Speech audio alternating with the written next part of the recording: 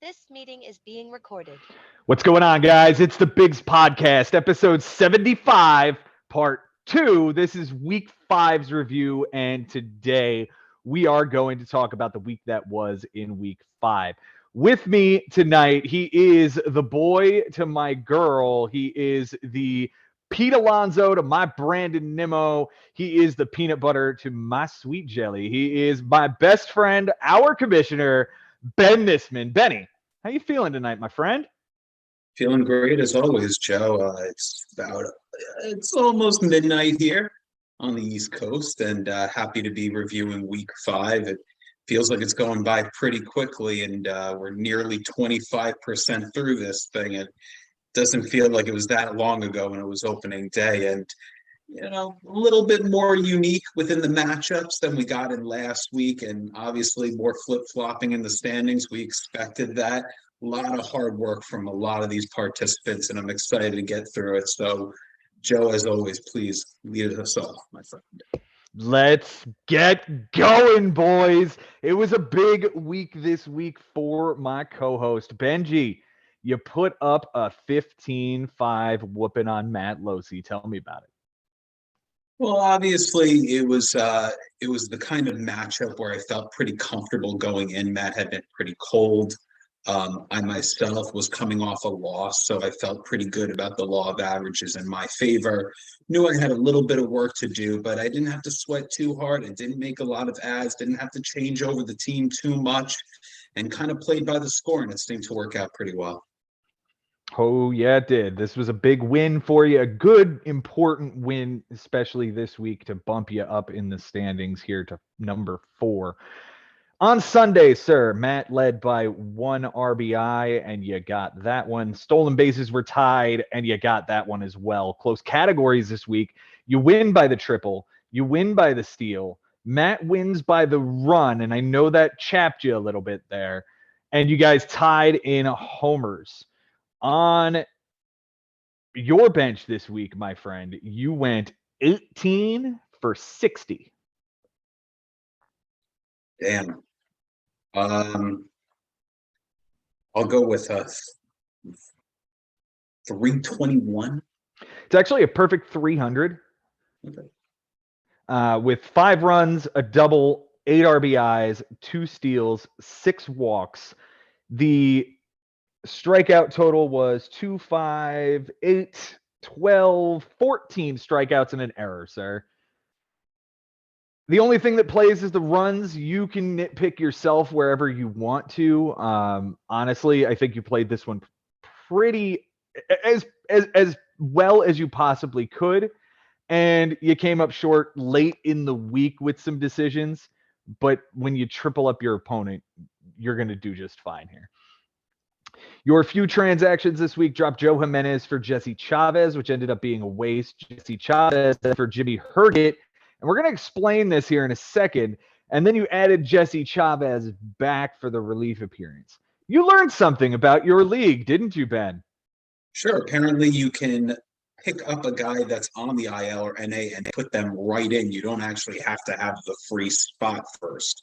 So what I did is I dropped Jesse Chavez after I added him the same day, knowing he would go right back into free agency, not waivers, as opposed to if you pick someone up and drop them the following day. So I sent him right back into free agency, then picked up Herget, put him on the IL, then picked up Jesse Chavez again. Turns out that's a wasted ad. Not that I was worried about wasting ads, but for future reference for everybody else, even if you have a full 26-man roster, if you see someone on the IL and you see that space is empty on your roster, you can plug them in without dropping some. Yeah, I actually kind of thought that was common knowledge. So when I found out you didn't know about it, I said, this is just a setting in the league. So if it's something you want to shut off next year, I think that's a completely possible thing. That being said, the rest of your moves this week, you dropped Jesse Chavez for Nick Fortes, 1 for 4 with an error. You lost errors by 4, so his doesn't really matter. And then you dropped Nick Fortes for Griffin Jacks, and we've got a story about him later. Your key players this week, we're going to start with the number 1 overall pick for this team. It's Juan Soto, 364 with a 417 on base percentage. 4 doubles, 6 RBIs, 5 walks, and 5 strikeouts. The least valuable hitter this week is Kike Hernandez, 059 with an 059, 2 strikeouts, and 2 errors. The 2 errors alone lost you the category, man. That hurts. The Cy Young, we talked about this one, man. We were torn between 2, but we're going with Merrill Kelly here with a win, a homer, a walk, 10 strikeouts in 7 innings with a 129 and an 071. And the Cy Young, I settled on Tyler McGill, 10 and a third with a loss, 6 walks. The 8 strikeouts is nice. He had a decent ERA and an okay whip, I suppose. But like the walks is really what hurts there. And the loss is not fun either, even though it's the only one you took all week. So you did fantastic this week, man. It's hard to really parse through it and find bad things. Just wait, because I'll give you a couple. Okay. For Matt this week on his bench, sir, he goes 4 for 38. Okay.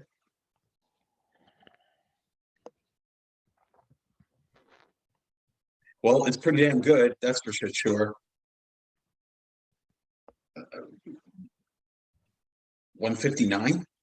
A 105. With 2 runs, 3 walks, and 12 strikeouts, none of it plays. The only thing, like, he had a walk on the bench from Michael Conforto, and Josh Lowe didn't play on Tuesday. He had a bunch of that this week too. But like, it doesn't look like anything he could have gotten would have mattered anyway. His moves this week, only one. Garrett Clevenger gets dropped for Jake Bird on Sunday, who did not appear. And his key players this week, Sal Perez, 391 with a 481, 8 runs, 4 homers, 6 RBIs, 3 walks, and 4 strikeouts. That guy was annoying, wasn't he? Oh my God, just about as annoying as he was in the 2015 World Series, Joe. This was an incredibly frustrating player to go against. Yeah, I know that chapped you too. Yeah, now I'm sad. Brandon Lau is his least valuable hitter. At least he matched the output of Kike. 059 with an 059, but a run, a double, 2 RBIs, 5 strikeouts, and an error. The Cy Young is Julio Urias, 12 and 2/3, a win, a homer, 2 walks, 13 strikeouts, a 213 and an 087. And the Cy Young is Braxton Garrett, 4 1/3, a loss. Is that 4 bombs? Yeah, up top, 4 bombs, 2 walks, 3 strikeouts, 22.85 and a 3.69. Benjamin, talk to me. How'd you feel? Well, honestly, on Sunday, I was feeling so good, Joe, because I felt like I had some real balls to make some of the decisions that I did on Sunday. I knew strikeouts for a batter were very close, so I was trying to preserve that. Meanwhile, my opponent only was playing 7 in the lineup, so that made it a lot harder to win that category. Maybe I can win RBIs that way. Maybe I can win stolen bases that way. I did. I played John Birdie in the 9 hole, and he gets me that steal to grab the category. So I felt amazing that I did that. At the same time, I benched Luis Ariz, who never strikeouts, basically. He actually did here. He didn't score a run. I didn't bench 1 run on Sunday, Joe. I benched Carlos Santana. He was 1 for 3 with a stolen base and a walk. So if Birdie doesn't get that stolen base, I'm feeling pretty pissed off today. Kike Hernandez, a double, did not score a run. And Kike, who did have the awful average, Joe, if you look through the week and you saw the days that I didn't play Kike, he got hits every single day that I didn't play him. And Yikes. he definitely had runs as well. Now, as far as the catcher that I got on Wednesday, I believe it was, Nick his Fortes? name is Fortes. And I started looking up some stuff about this guy. Like, who the hell is this professional catcher on the Marlins? It was Thursday. And it was between him and one other guy. And I did a little bit of research on him. It seems that every single time he was played, he would do something. So I pick him up. He goes 1 for 4 with an error. No counting stats. The other option that I was going to go for was batting 9th for the Boston Red Sox. His against Connor Galveston. Wong. It's a catcher named Reese McGuire. I've That'd gone be to the him in third the time you've past. gone to that guy. Yes. I have purposefully waited until tonight for you to look up what Reese McGuire did on Thursday. I started watching this game. The Red Sox were on a crazy streak. Now they're playing the Blue Jays here, right? And I see him get an RBI. I see Kike making out because I played him. And the first thing Reese McGuire does is he drives in a run. And I said, you know what? This game's getting out of hand. I'm done. I don't want to see what else Reese McGuire is going to do on Thursday. So I waited for you to tell me if he scored a run or more, and that would have been it. 2 for 4 with an RBI and a strikeout, no runs scored. All right. That's very interesting. But even still, Joe, I looked through the week and runs were so damn gettable. And yes, I mean, I did feel like I played pretty darn well on Sunday. One of the biggest things that I did was I benched Griffin Jacks. Now, going into Sunday, I had not made the minimum yet. I was still 2 outs away. I've been there before, and I took a shot and I benched a reliever that hadn't come in what, 4 days at this point? He didn't come in on Friday. He didn't come in on Saturday. There's a pretty damn good chance that he would come in on Sunday. I took a shot and I went with the release staff I had and hoped that I could get the minimum that way because I wanted to make an ad and set up for the Mike Haber matchup on Monday. So I benched Jax.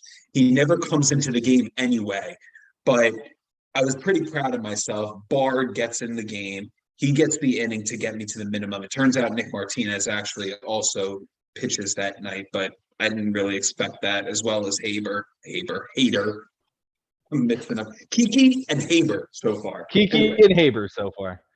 You're doing great, buddy. And honestly, I think this team is really starting to gel. I think you're figuring out where the moving parts need to go and how they go.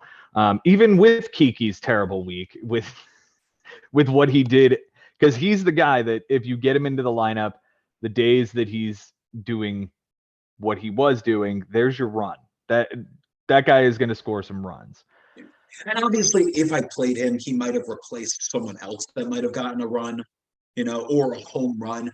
There were a lot of big moments in this week. I believe it was on Friday. Bear with me. No, it wasn't Friday. Well, the questions I simply have, like I talked about these moving parts, and specifically, it's the first base trio that you've got. Oh, 100%. I mean, and it's continuing to kill me. It hurt me today as well, and it's very hard to get that right every single time. I have on some occasions, but the times that I haven't, it does end up burning me. It does end up costing me stats, and it has been frustrating. I try to play by the numbers. Carlos Santana is crushing lefties this year, so I got to play him. Nate Lowe is lefty on righty, so I got to play him. And, Josh Bell, he's a switch hitter. He's playing at home. He crushes this pitch. I mean, you can play by so many different kinds of numbers and still get it wrong most of the time. So I would definitely say that is the worst juggling act that I have to deal with out of all these different moving parts here, because the outfield is pretty fluid as well. You've got the Mets guys and you've got the Rockies guys, and then you've also got Kike somewhere in this thing centered around Juan Soto, right? So yes. It's the one constant will be Juan Soto, and I think a fairly constant will be Brandon Nimmo. But yes, it's the rest of that. It's the rest of it, and it's what I need at that given time. And like I said, Sunday, I did not believe that the Marlins would be scoring a lot of runs, and that's what I was looking for. So that's why a batting champion, is on the bench. But that was a big risk. On Wednesday, going back, there were a lot of guys left for the late game, and it was between Grichuk or Blackman or Kike or Carlos Santana or Bell, and I went with Blackman, and he hits the home run. I tied that stat. On Sunday, I get Grichuk in the lineup. He gets me in the lead. That stat ends up getting tied, but I needed every one of them. So there were Mhm. times where I was playing the right guy in order to avoid losing a stat. 16-4 feels a lot better than 15-5. Obviously, it's a quadruple up over the triple up. I'm going to try not to get on myself too much for that one stat, but I will say, Joe, of the stats that I lost because of what I benched against Josh, this one on this week hurts more because it felt more gettable. And it's when you play the opponents that are weaker in our league, you really have to bear down and get as many stats as you can. Did I get enough? Probably enough to make me feel good about it, but it's just a shame. But again, it seems like the team is coming together. I have a clear-cut rotation now.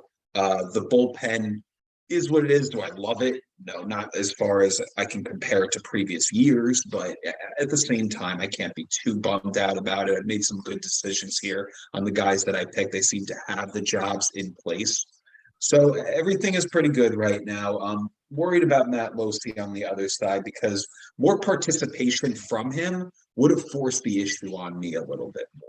Mhm. You know, And this is back-to-back weeks, man. This is back-to-back weeks no, from you. It's great. It's great. I mean, if we're talking about Loosey's schedule, then we're talking about you, Mhm. then Adam, and then me. I forgot about the Adam one. I thought that mine was last week, but now that I think about it, I had Mike Haber last week. No, then yeah, it is 3 in a row from when I tried to shut him out to when Adam dumped on him to now this, and he's gone from first place in the first 2 weeks of this season to the basement. So anybody who thinks that they were out of it, anybody who thinks that they were in it, this is the answer. Like, you have 3 bad weeks and you tumble like that. Now, as for what he has going forward, yes, I hear you on the participation. The one move and then none last week against Adam, and I don't think there were I think there were 2 or 3 against me Yeah. in the previous week.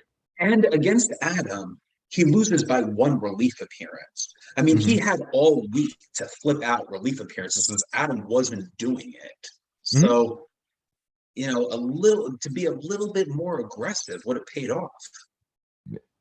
And even just to try to salvage stats on Sundays could be the difference between the basement and not right now. That's right. That's right. Who knows? He picks up 2 pickups to fill up his lineup. Maybe he gets enough RBIs. Maybe he gets a stolen base somehow, you know, or a home run. I mean, Now, those were stats that were gettable. Now that is to say that, man, I don't know if it's just the depth of this league this year, or if the schedule is just really mean this early to some people. Because Matt Loosee getting you and me in 2 out of 3 weeks, Jason and Mike being back to back on everyone's schedule, you know, those things are pretty tough. And to have them early on for a fairly new manager, it's at least something to the idea of, like, we are seeing the newer guys start to slide a little bit here, and maybe that has everything to do with it. Yeah, there is certainly something to do with it. I mean, if you're going to walk into one of the more experienced teams when they are hot, it's going to be hard to salvage anything. And we're seeing it across the board here. And right now, anyone that's playing Mike Haber is in big trouble. You know, anyone that's playing James McCloskey right now is in big trouble. You know, those are just 2 really hot teams and 2 strong managers that have a good amount of experience.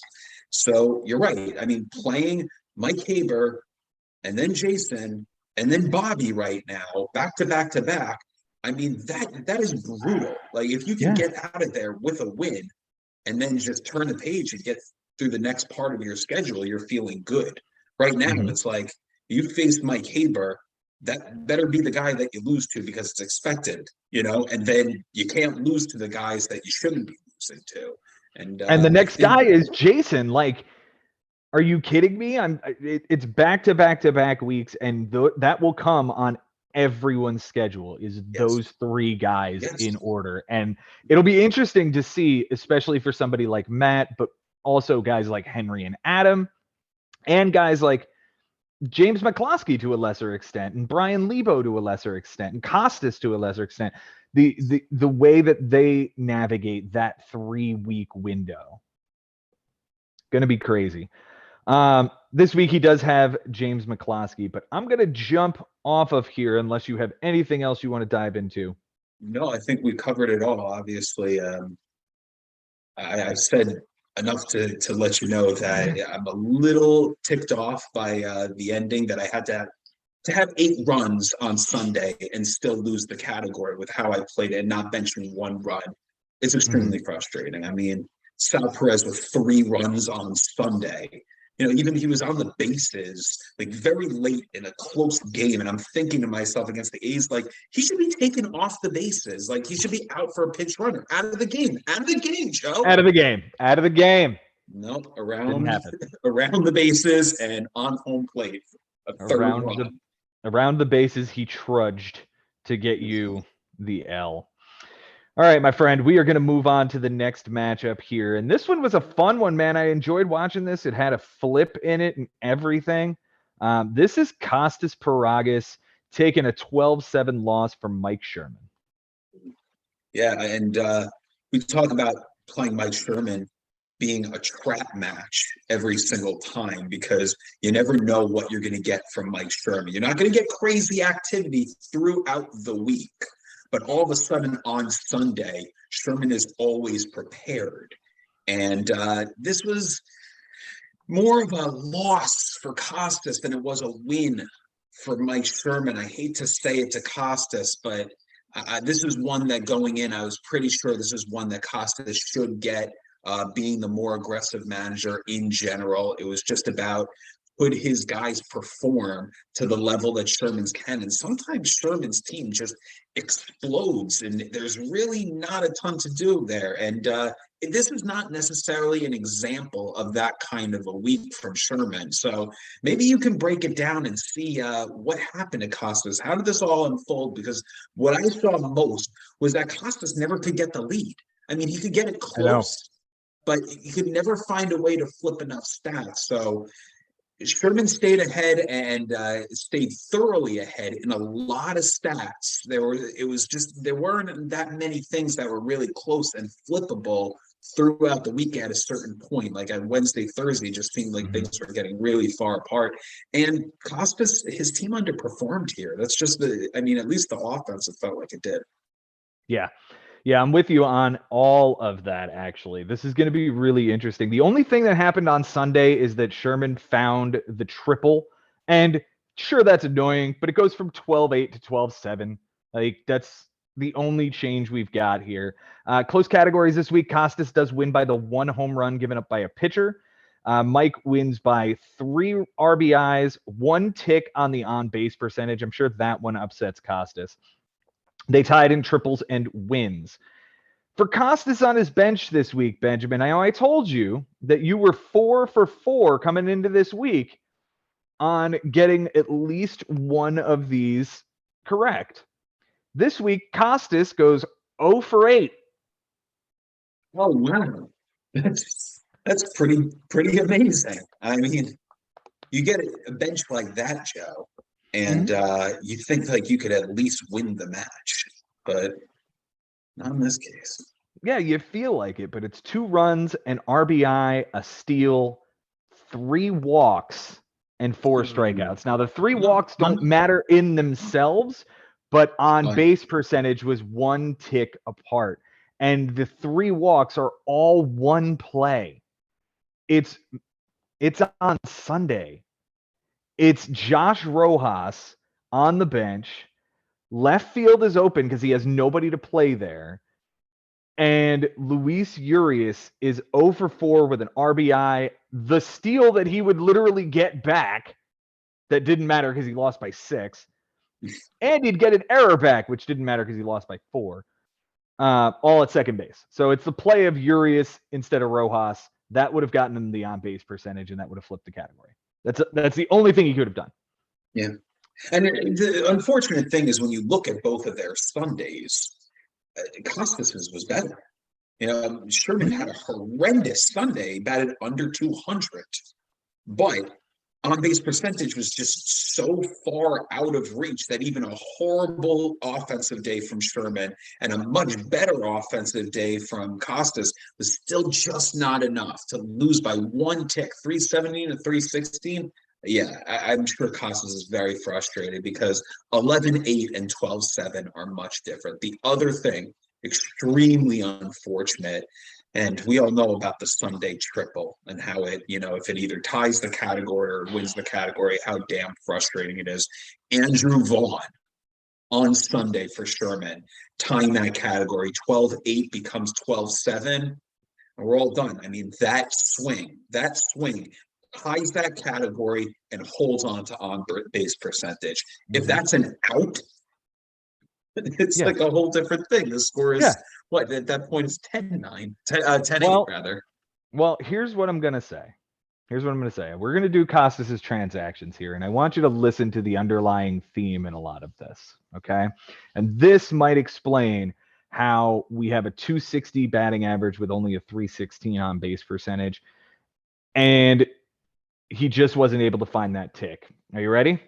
Ready. He dropped Jorge Soler for Sam Hilliard, 0 for 4 with 3 strikeouts in the doubleheader. He dropped Sam Hilliard for Ryan Feltner, 5 1/3, a walk, 3 strikeouts, a 338, a 131 whip against Milwaukee. He dropped Miles Straw for Louis Varland, 4 2/3, a bomb, 2 walks, 6 strikeouts, a 7.71 and a 193. He dropped Varland for Ji-Hwan Bae, 0 for 3. He dropped Ryan Feltner for Javi Baez, 1 for 3 with a solo bomb. He dropped Adbert Alzolay for Josiah Gray, 5 innings, a loss, a homer, 2 walks, 6 strikeouts, a 540, a 180. He dropped Josiah Gray for Victor Robles, who only got a walk.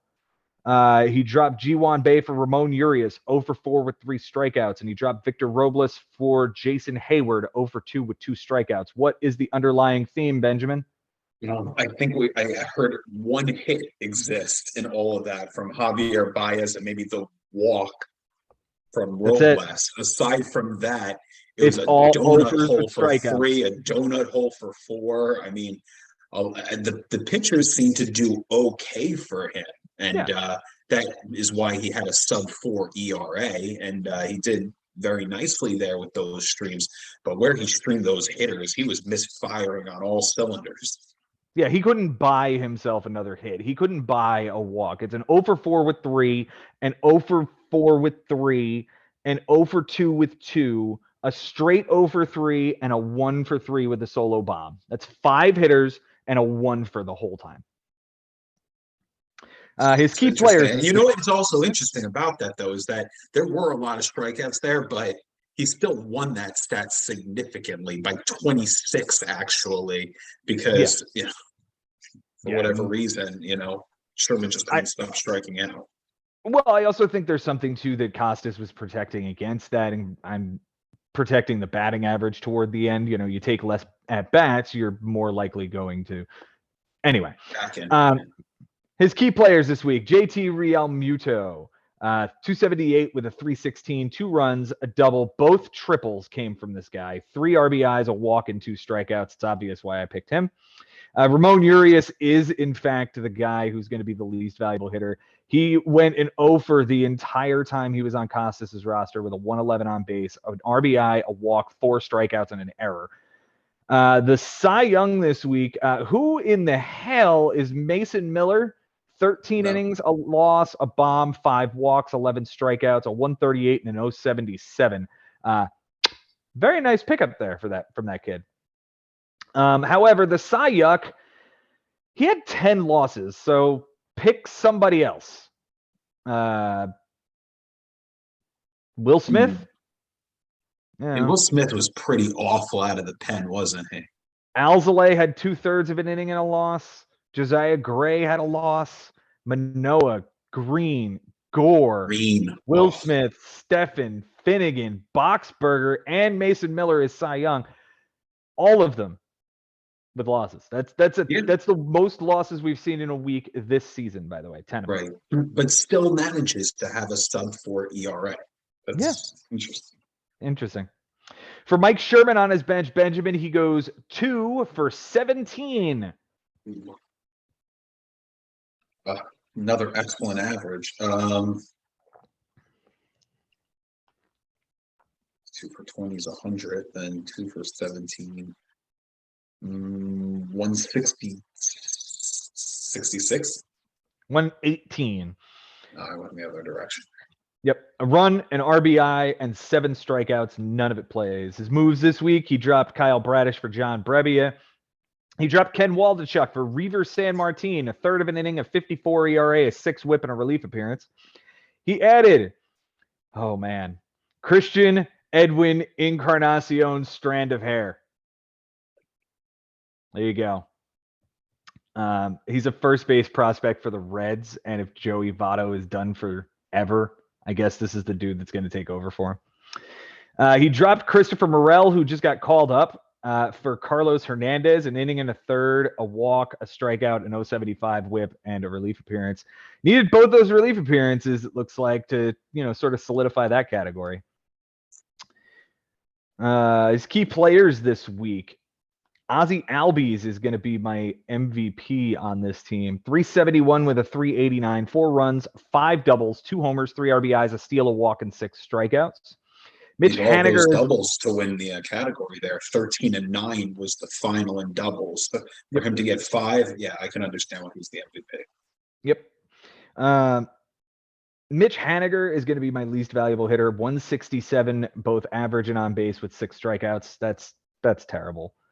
The Cy Young was hard to find here. There wasn't really one dude who stood out. Everybody just did sort of garbo, except I just kept coming back to Drew Smith's 3 1/3, a win, a walk, 5 strikeouts, nothing earned, an 060, and 3 clean relief appearances. Like, thank you for being perfectly acceptable Drew Smith this week. The Cy Young is Joey Lucchesi, his teammate. 8 innings, 3 bombs, 3 walks, 5 strikeouts, a 788, and a 150. Like, thanks. That was fine. Yeah. All right. Kostas, I think, lost it because of the streaming of the hitters. Agreed? Yeah, it seems like it. I mean, let's say he ends up flipping on base percentage. Okay, then it's 11-8, and the triple doesn't happen. So then it's 11-9. Because Sherman ended up tying that stat. But could you hope for like an RBI or 2 out of these guys? I guess, man, but I guess. I mean, when you lose by 3 RBI, yeah, you're right. Like that, it was there. I mean, if he streams some other guys, then yeah, possibly. But I mean, 31 runs from Sherman.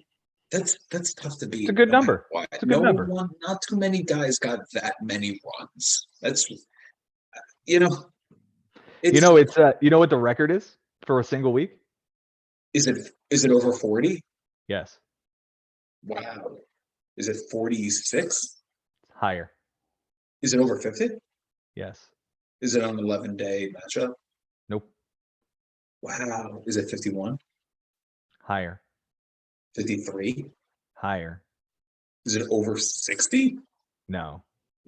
All right. What is it? It is 60. Wow.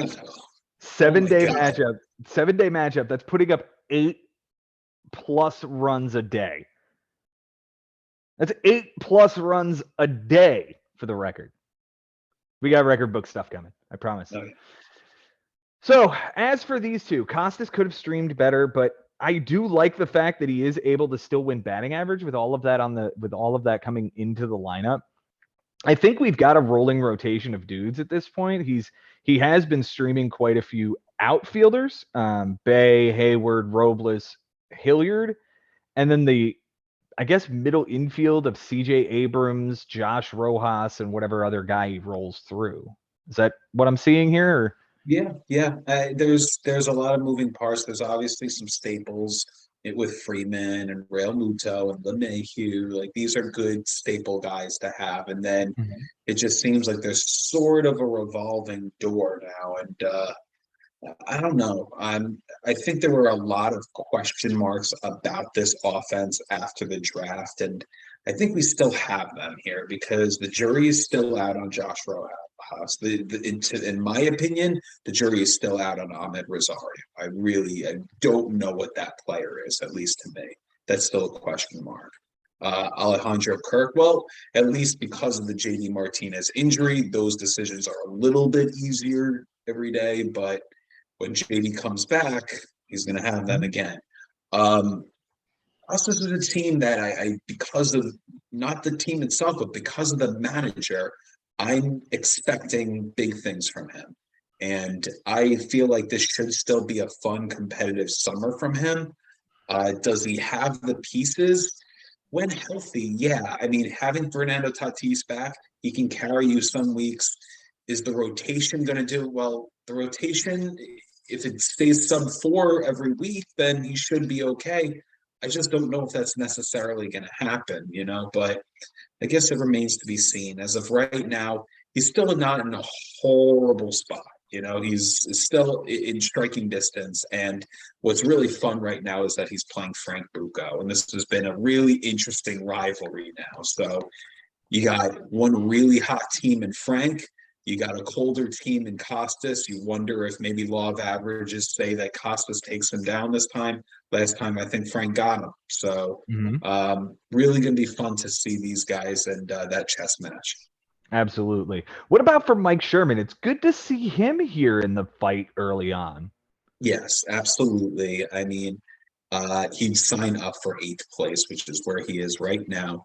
He'd sign up for 500. 500 team, got Ari right now this week. And that could be, if that's a win for him, then he's all of a sudden over 500 after 5 weeks. And I wouldn't say that was expected, but Sherman will surprise you. And sometimes when you play against him, you're wondering why this is such a fight. But alas, Mike Sherman's been doing this a long, long time. And I'm very curious what Kostas's opinions were for this matchup, because I'm sure that he wasn't expecting such a fight either. Well, I will also remind the crowd that Mike Sherman is the 2016 champion. He's the last champion before Ben and my reign of terror that was ended last year. And put some respect on the former champion, man. Like, this is a guy that when the league is better, when Ari Nisman, when they're both competitive, this league is really interesting. And so far, these guys have been. It's refreshing to have Mike kicking ass in this league this year. And again, I think Kostas could have managed this thing a little bit better. I think the day-to-day decisions were off this week. Maybe they're better next week. Maybe they're not against Frank. We'll see. Yeah.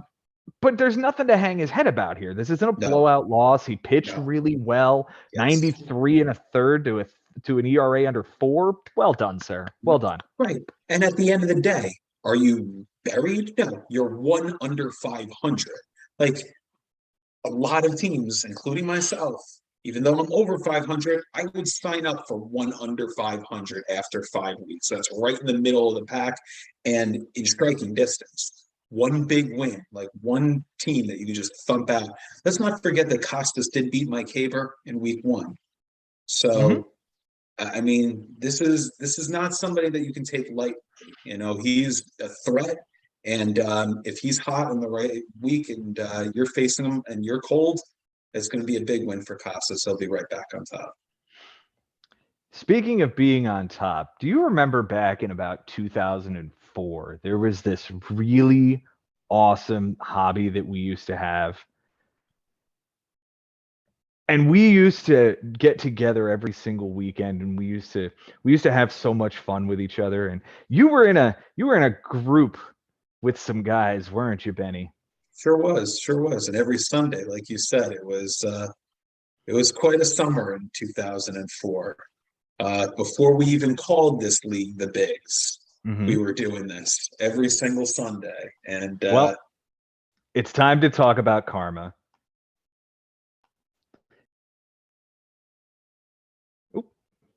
Yep, let's talk about karma, because I just screwed up. Here we go. Screen share. Let's do it. Karma will heal me. Henry Collins and Bobby Russo. Mr. Monday Munchie versus Casanova for the first time in the Bigs, Benny. I followed this thing all week. I absolutely loved it. Loved it. Do you want to hear about Sunday? Let's do it. On Sunday, Benjamin, Bobby led by 2 RBIs. Look at Henry get that one out from underneath him. Bobby led by 3 walks. Look at Henry get that by 3. 4 innings pitched for Bobby, and Henry blew him out. And finally, Bobby had a 2-walk advantage, and Bobby gave up too many walks here. Gave a couple stats back to Henry this week. Close categories, Bobby wins by the 2 triples. He wins by a loss, and he wins by a save. Henry wins by 2 doubles, the RBI, a home run given up by a pitcher, and 3 walks by a pitcher. They did not tie in anything. This is the first 11-10 of the season.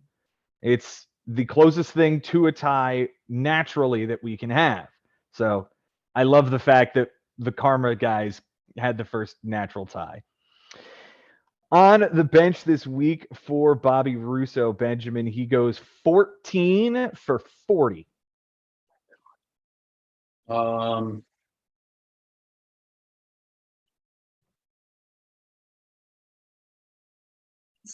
Three 372.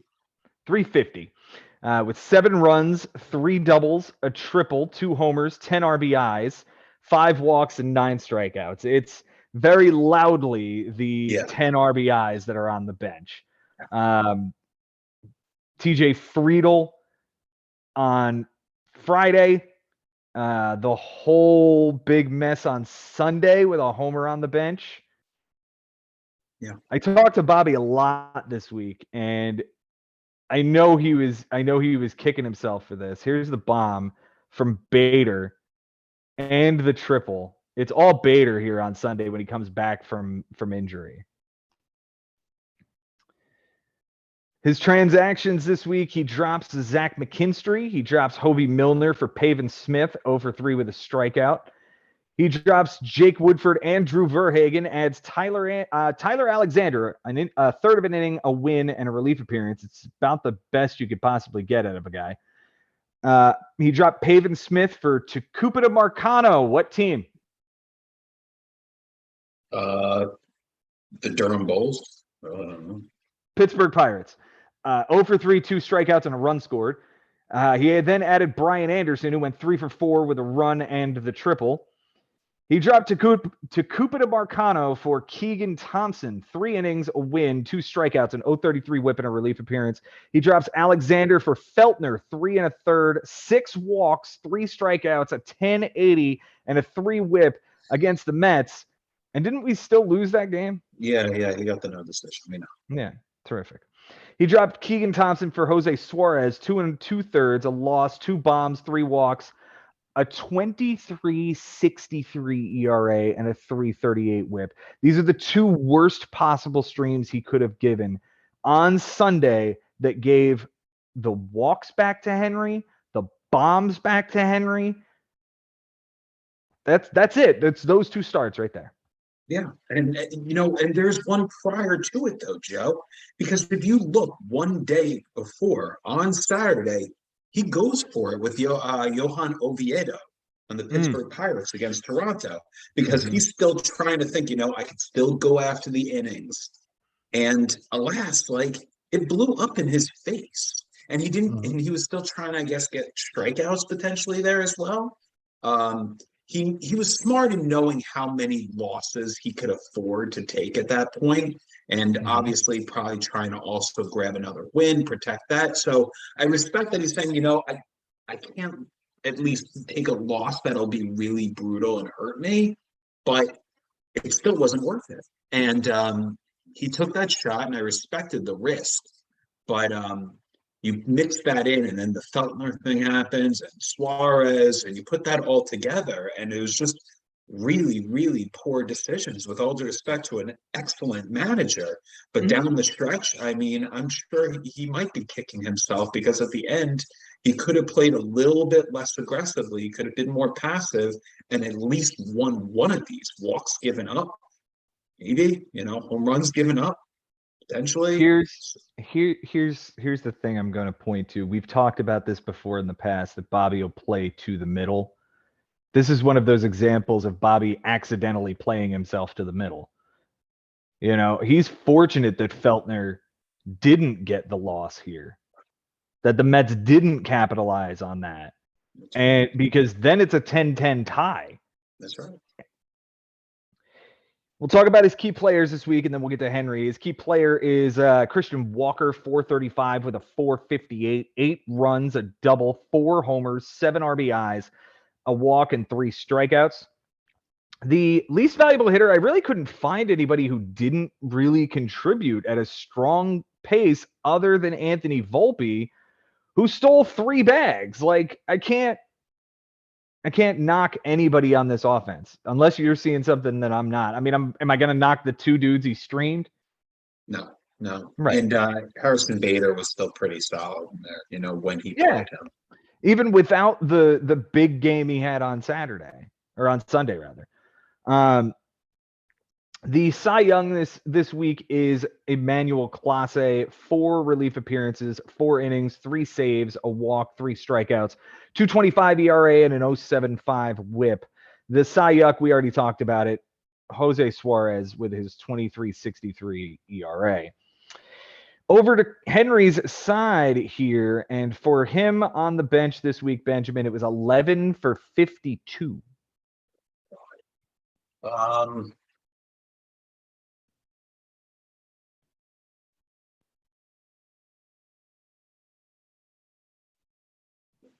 One 197?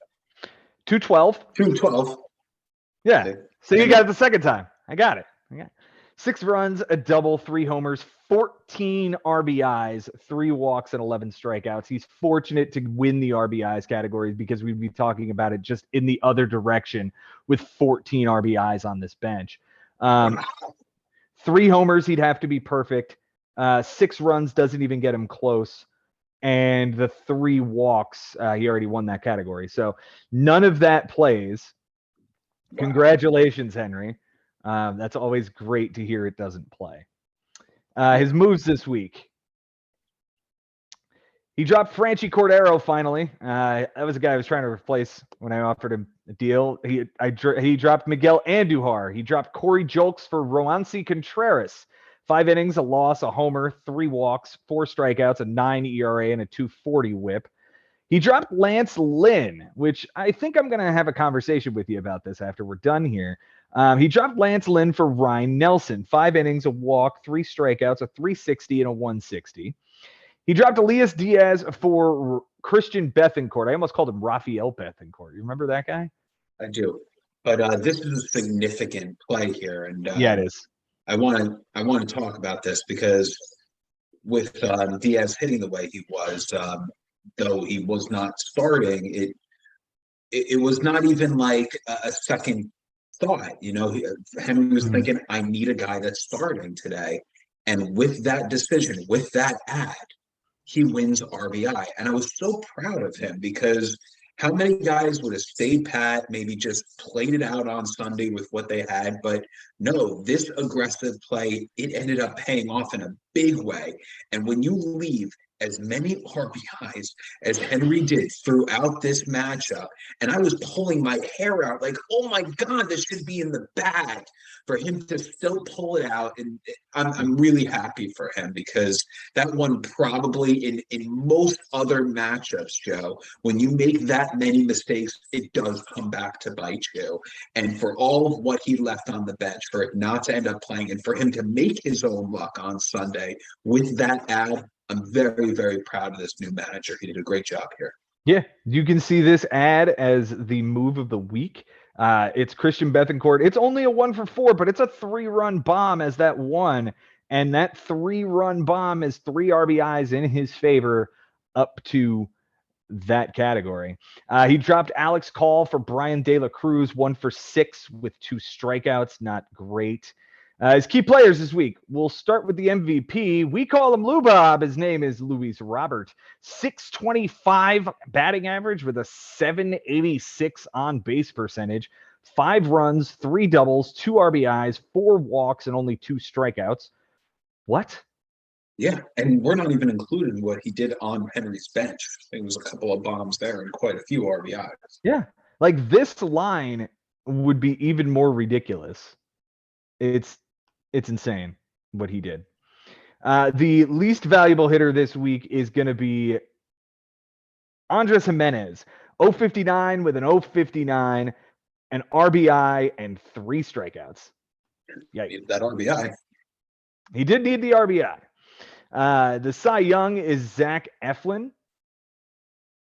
7 innings, a win, 10 strikeouts, nothing earned in 043. The Cy Young, I have to give it to Garrett Cole here, man. 11 innings, 2 bombs, 5 walks, 14 strikeouts is great, but a 5.73 and a 1.64. It's the first real sign of like humanity out of this guy this season, Right. Yeah, because he's been nuts all year. Yes, arguably the best pitcher in the world right now.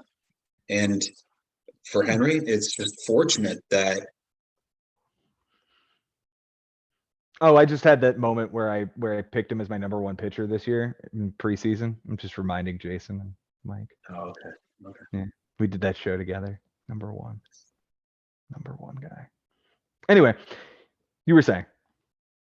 Well, if I look at this matchup in a whole, I see Henry with a very, very good loss here. And at the end of the day, it is still a W for Bobby. But a couple of things happen here. Number one, Henry, 1 under 500 after 5 weeks, right? I believe. Or is it 3? You would sign. No, it's 2 under. Oh, I thought you were saying 2 okay, under. 2. Okay, 2 under. Yes, for a new manager, 100%. Like that is Perfect. Perfect spot to be in striking distance for that huge win and getting yourself right. What it also does is where there was expectations for maybe Bobby, maybe not to double him up, but something like a 12-8, something like that. Yeah.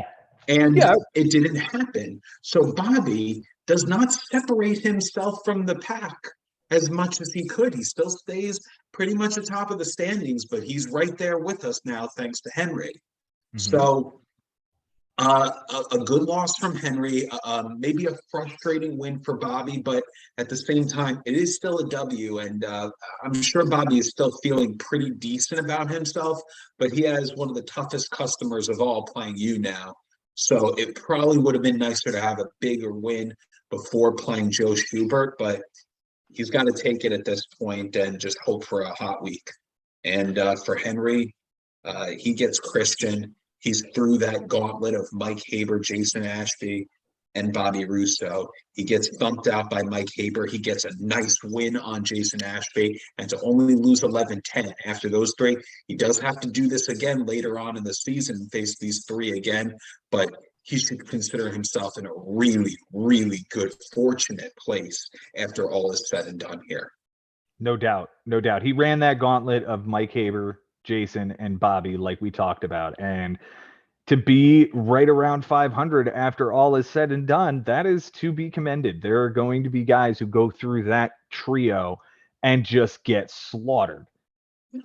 I mean, I'm lucky to get out of Jason just above 500 this week after getting slaughtered by Mike Haber. So if I get slaughtered by Bobby this week, I'm going to be sitting down at the bottom again. So I'm not looking forward to fighting with Bobby all this week. But again, like you said, man, a really great loss for like as good a loss as you could possibly have for Henry, because anytime you get he got 10 in a loss. Yeah. It's literally the only way you can get 10 and lose. Yeah, that's right. And I'm just wondering, again, just like I got a little bit of taste of how Henry feels after this matchup, and he's feeling pretty damn good. But I'm wondering how Bobby is feeling, actually. I mean, this is definitely one of the better seasons at least one of the best starts that he's ever had.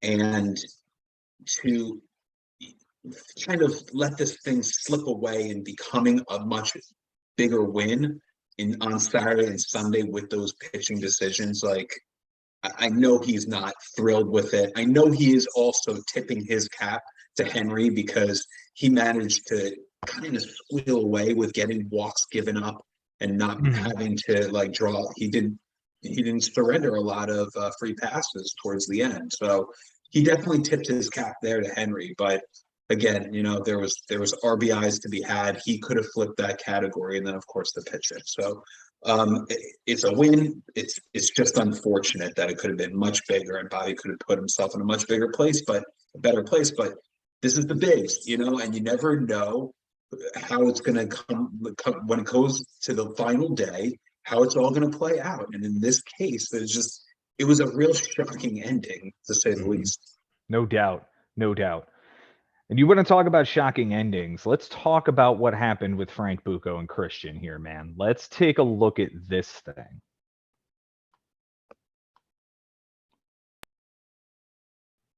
So Frank gets the huge 16-3 victory here. And on Sunday, my man went crazy. He flipped innings. He won that by a third of an inning, man. He tied relief appearances. He took strikeouts. He took, I think, on base percentage. I don't have it here in front of me as I didn't do the research for this one, but I actually thought that we were supposed to be covering the Lebo Ari matchup, but this is the one that got sent to me. Oh, okay. Close categories this week. Hey, if we're covering Frank's matchup twice, then so be it. But I think this. Close categories this week. Frank wins by 3 home runs. He wins by the third of an inning, 2 wins and a save. Christian wins by 2 RBIs and 2 walks by a batter. They tied in triples with nothing and relief appearances with 15. For Frank on his bench this week, Benjamin, it's a 7 for 48. That close. Yeah, it's almost a 1 for 7, but it's not. But he did great. 167. Wow, you almost had this one. 146. 8 runs, a double, 3 homers, 8 RBIs. He needed 3 to flip it. 6 walks. He would have needed 3 of those to flip it, and 15 strikeouts with an error. The real difference is on Sunday. It's homers from Outman and Schwarber on the bench. That would have given him 5 RBIs from those 2 guys. 3 of them from Schwarber is the only one that really matters. If he plays Schwarber on Sunday, he gets it. But instead, Schwarber was down on the bench, and I think it was the outfield of Reynolds, Bellinger, and Kwan. Let's take a look on Sunday. I mean, he was watching this thing like a hawk, talking to me all night. Yeah, here's Schwarber on the bench. Oh, it was Duran in the lineup. It was Jaron Duran in the lineup. That explains it. His moves this week. So we talked about the trade of Kimbrel and Alvarado to Adam that got him Stephen Kwan and Colin Holderman. He also dropped Anthony Santander, his 8th round corner outfielder that was taken 4 picks after Stephen Kwan. He then waiver claimed AJ Minter for Colin Ray. He dropped Orlando Arcia for Dane Dunning, 5 innings, a walk, 4 strikeouts, nothing earned at the Angels. He adds Jesse Winker, 2 for 5 with an RBI and a strikeout. I remember him saying out loud, why doesn't Ben have Jesse Winker? And I guess the answer is a lot of outfield. I don't know. I think the answer is because you have Juan Soto, but I digress. Right. He dropped Jesse Winker the next day, added Ross Stripling after the bell, and didn't start him on Sunday. He picked him up after the bell on Saturday, and then didn't start him for the next day because he didn't need the start in order to get all of these pitching stats. On Sunday, he goes Tyler Wells, 5 innings, a bomb, a walk, 4 strikeouts, a 180 and an 080 in Atlanta. He streamed the guy against his team. Good job. He dropped Phil Maton for that guy. He dropped Gabe Spire for Brandon Belak, 4 2/3, a loss, a bomb, 2 walks, no strikeouts, a 386 and a 257. And he dropped Ross Stripling for Andrew Wantz as a reliever who didn't get in. Seven total ads. His MVP this week is Paul Goldschmidt yet again. 385, 429, 5 runs, 4 doubles, 3 homers, 6 RBIs, a steal, a walk, and 9 strikeouts. The least valuable hitter is Brendan Donovan, 182 with a 250, a run, a homer, 3 RBIs, and 4 strikeouts. The Cy Young goes to Cal Quantrill, 14 and a third, a win, a homer, 4 walks, 6 strikeouts. 6 strikeouts in 14 and a third. Wow, that's insanely low. Yeah. A 126 ERA and an 0.77 win. And the Cy Yuck was Dylan Cease, which I have a note next to that says gulp. So Jason did this research. Cease 5 innings, a bomb, 4 walks, 6 strikeouts, a 720, and a 180. Yikes. For Christian on his bench this week, Benjamin, here's the last one of the week. 8 for 25. Man, that was close. All right. 320. Stop. It's 320. He got it. It's 320. 5 runs, 2 doubles, a homer, 3 RBIs, 3 steals, 6 walks, and 6 strikeouts. None of it plays. His moves this week, he drops Oscar Gonzalez, that outfielder from the Cleveland that I really liked this offseason. Well, he just got sent to the minors, and he picked up Max Kepler, 0 for 3 with a walk. He dropped Seth Martinez for Scott Magoo, an inning, a loss, a homer, a strikeout, 18 and 2 at Texas. That was terrible. He dropped Scott Magoo for Luke Raley, 0 for 3 with 2 strikeouts. What team? Houston? Luke Raley is the backup corner outfielder and first baseman for the Tampa Bay Rays. No chance. He dropped Tyler Wells for Tyler Holton. He dropped Luke Raley for Luis Garcia, the infielder. 2 for 4 with a run, a bomb, an RBI, and a strikeout. He dropped Luis Garcia for Colin Ray. 6 innings, a loss, a bomb, a walk, 4 strikeouts, a 450, and an 083 at San Francisco. He drops Danny Colomby for Tommy Henry.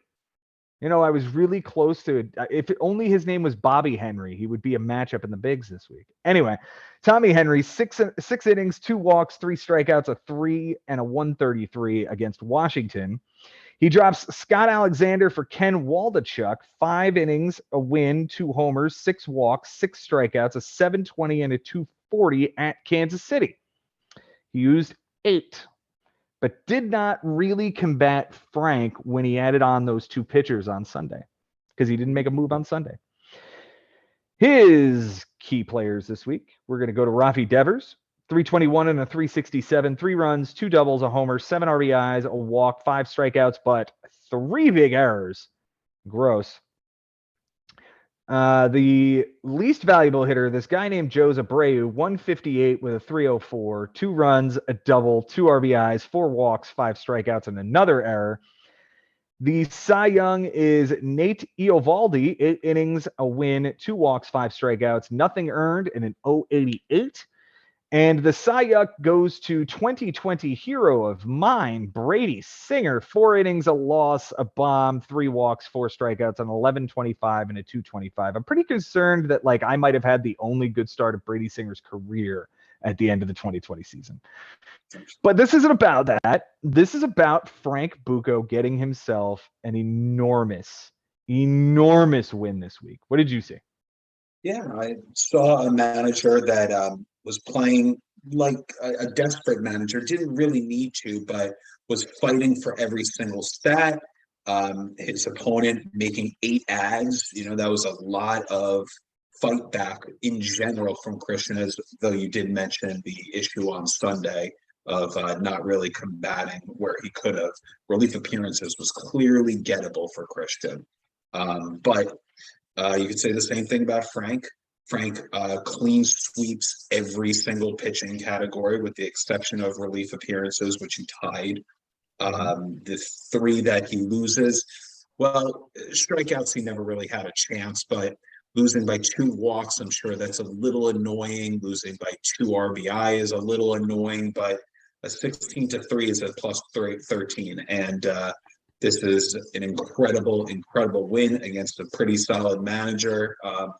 His second year manager is Christian. So still coming into his own and still, figuring out the tricks of the trade. Frank does have a little bit more experience as he started in 2019. This is his 4th full year. So I expected Frank to play by the numbers and play by the score better than Christian, and that's what he did. And this is as hot as he's been. Second week in a row. I mean, coming off a big win on Bobby after he doubles him up. I believe the score was 14-7 there. Go from 14-7, now a 16-3. And off we go. I mean, he didn't have a win until last week, and now he gets 2 in a row, and he's really at the top now. Yeah, he And jumped gets to 5th in 2 weeks. That's it. And here he was, right? And I mean, we're not giving too much away by saying that Frank was really concerned going into the Bobby matchup, and Yes. we reassured him that it's only been 3 weeks, man. Like, there's a lot of season left, and we all overreact to some extent at some point during the season, especially early. Guilty. Okay, and it's easy to compile what's happening at a given moment and assuming that this is what it's going to be for the next 20 plus weeks. It's just, I guess that's where everybody's mind kind of goes, but this is not a sprint. It's a marathon, just like in Major League Baseball. Yeah, the season's a little bit shorter than the Major League Baseball season, but even still, you kind of have to play it as like, it's almost like you have to go into like clusters of matchups, and like the first cluster, the first, second, and then kind of assess from there.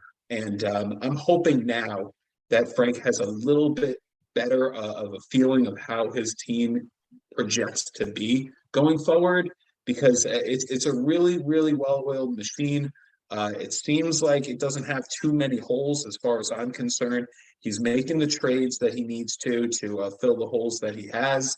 And now he's got Kostas. And I'm just wondering, is this a team that's going to maintain its how hot it is, or is it going to start to cool down more? I guess that remains to be seen.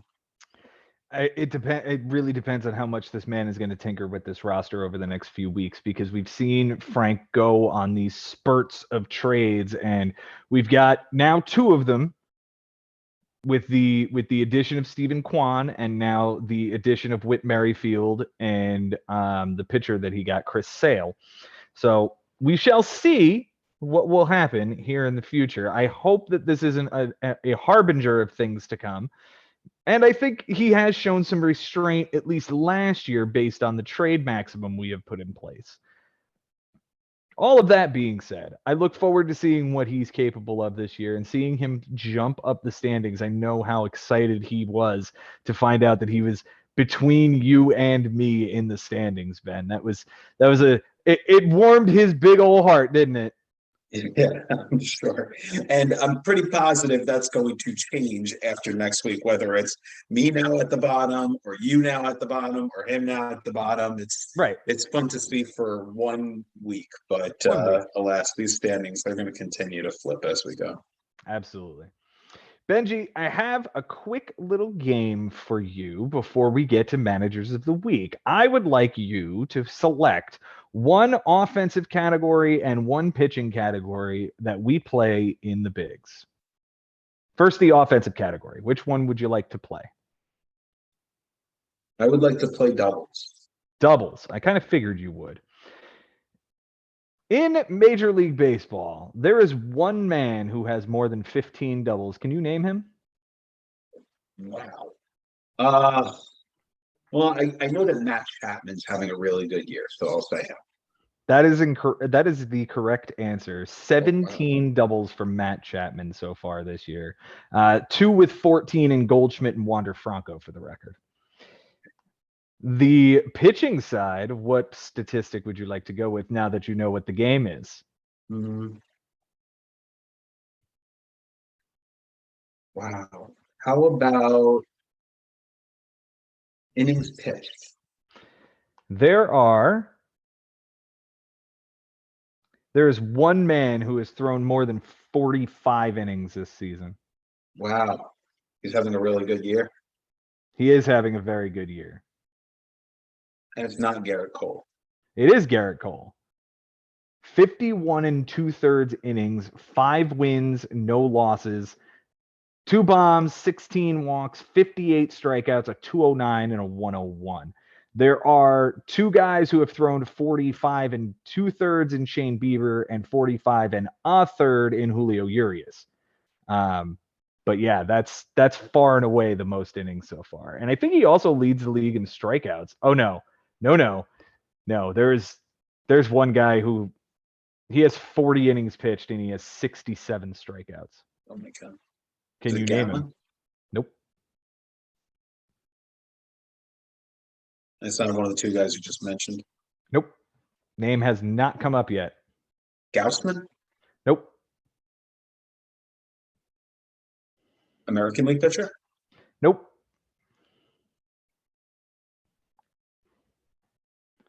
National League East pitcher? Yes. Is it Strider? It is Strider. 40 innings, 67 strikeouts. If this kid's arm doesn't fall off, Frank might have been justified in going one overall with this guy at the pitcher position. Yeah. All right. 60th. Let's jump into managers of the week. Benjamin, who's number 3 for you this week? Well, we just mentioned the man's name. It's Frank Bucco. I give it to him because it's not like his opponent sat on his tush all week. He tried to make a comeback here, and Frank countered, and Kristen would do something else, and Frank countered. And I just saw constant work coming from both of these guys, more so from Frank's side. And that's why it's a 16-3 versus like a 12-7 or something. Frank's work paid off and made this such a lopsided score. So my number 3 for the second week in a row, Frank Bucco. Way to go, Frank. My number 3 is going to be Brian Lebo. About this time last week, we were talking about because we did the show on Thursday, we were talking about which matchups we're going to flip. And I picked Brian Lebo to beat your brother because I didn't think that Ari was going to do anything to counteract whatever Brian did. It's exactly what happened. Brian got his win, makes me look like $1 million, and therefore he gets his number 3 manager of the week this week. Who is your number 2, buddy? Joe, you are number 2. We haven't broken down this matchup, but that was the matchup of the week. That was such an awesome back and forth battle. 2 of the best day-to-day managers ever. And especially in this league, when you know that there's so many different components and there's so many different ways to play the game, and you guys kept on changing how you were doing it, considering what the score was, every single day was a different story. And it came down to a 2-out, 2-strike, the top of the 9th swing from Mookie Betts to touch the plate and change runs. That gave you the win. It would have been a tie score. And I was happy that it wasn't, because I wanted to see one of these managers with the W, and whoever got that win was going to be a manager of the week on my end. Is you, Joe Schubert. You did an unbelievable job this week. And I'm giving you the award because of who you were playing against and how hard you had to work. I mean, you maxed out your moves, I think, by Friday. Friday. You know, and it was all just playing by the matchups and tinkering with the lineup and benching everybody you had to on Sunday, knowing that you were going to sacrifice relief appearances by doing that. Probably could have fought back in that and made it a little bit more comfortable for yourself, but you played to the score and you got the W, and you were satisfied with the tie in week 5, which was fine. And things just fell your way the correct way. So I'm very proud of the way that you played against a very, very amazing manager. So Joe Schubert, you were number 2. First thing first, before I give you my number 2, hats off to Jason Ashby. What an amazing matchup we had this week. And had he won, he would be on this list of managers of the week. But his new team name is That Don't Impressly Much. Beautiful. But Amazing. Jason Ashby, you are impressing me this season, because this is the season we've been waiting to see Jason Ashby have for a couple of years now. Keep doing this. You're kicking ass, and now he's got Dylan Cease on the team, so maybe that's gonna really invigorate this pitching staff. He did amazing. Fuck Jerry's Familia, and yeah, that's about it. Yeah. No, he was great. And a Shania Twain reference, like I mean, he's had some amazing team names so far this season. And this Yeah. one might be my favorite one, actually. Absolutely. Now, my number 2 for the second week in a row is also Frank Bucco. And this is one of those ones where I was sitting there talking with him, and I think it was something like 14-5 going into the day. And I was sitting right here in this peanut butter colored chair watching baseball, and Frank called me, and I said, Frank, you've got a pretty good win this week. It's like 13-6 maybe, or 14-5. And he's like, yeah, I'm throwing all the pitchers at the wall. We're gonna make this happen. And I went, oh man, that could get really ugly. It was perfect. It was perfect, and the man played it as perfectly as he could. He chose to get rid of Stripling, and he held on to Belak. And I even told him I would probably have done it in the other direction, and it would have been wrong. Yeah. Yes. Yeah.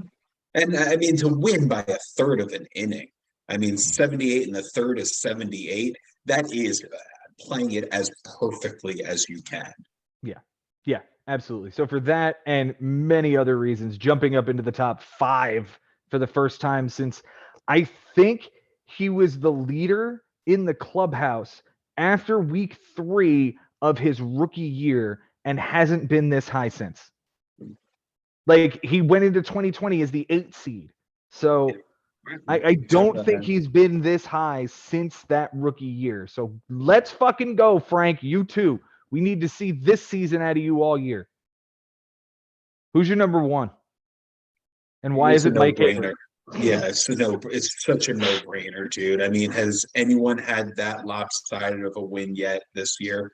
No, that's the biggest one. This is the biggest win of the year, firstly. A plus 14, incredible.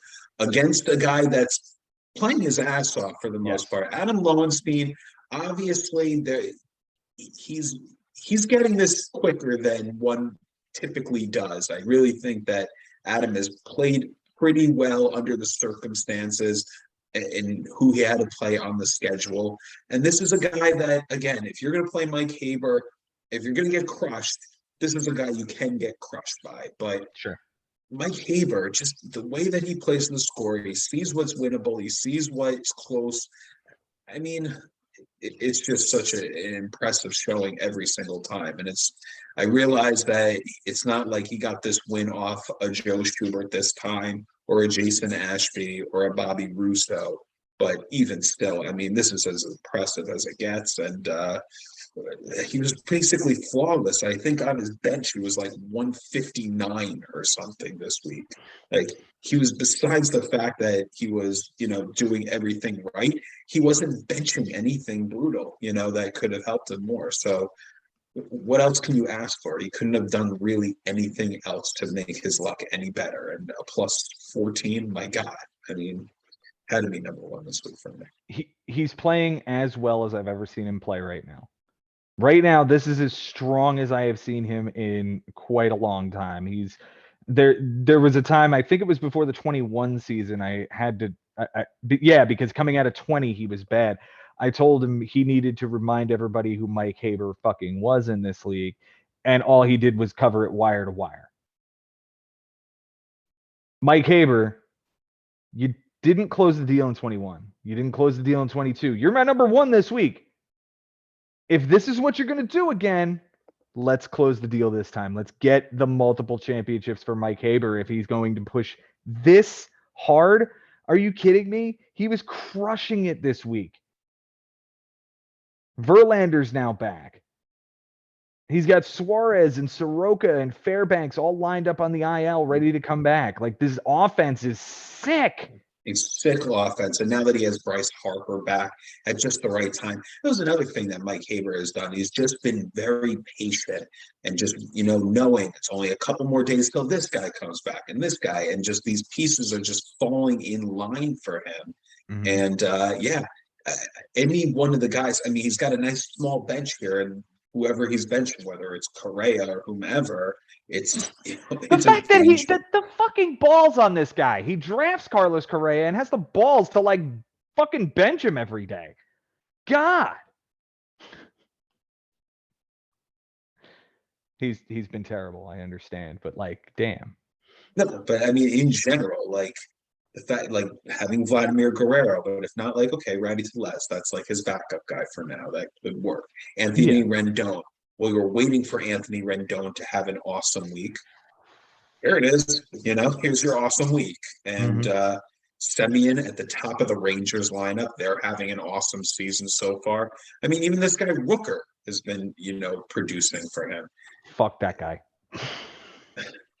Did you see what that guy did last week against me? Dude, he hit over 400 with 4 bombs. Like, he just found this dude on Yeah, a he found scrap him. pile. He found him. But are you surprised that out of No. all the people that found him, Mike Haber found him? No, I'm actually less surprised that it's this guy. He found whatever this Tanner Bibby is. Mhm. Yeah. He's Mike, you've been fantastic the first 5 weeks. You deserve to be up there in the number 1 spot. Keep kicking ass. We love you. Benji, I love you, man. It's 1:15, and we are completed. Very nice, dude. It was a really fun week. It was really interesting. Tons of chess being played from a lot of these matchups, and just more insanity is going to ensue this week. And just only one more week away, and then we close out week 7, and that's it for the guys that everyone will have to play twice on the schedule, and then we really, really start digging into this thing. So, still a lot of teams that we just don't know a lot about. A lot of things are going to change, not just the standings, but the actual rosters themselves of everybody to an extent, as other guys, unfortunately, will get injured. As some of these injuries, those guys will start coming back onto teams, and a lot of things are going to look different in a few weeks. So really excited to see how it all unfolds, and it's been a blast breaking it down tonight.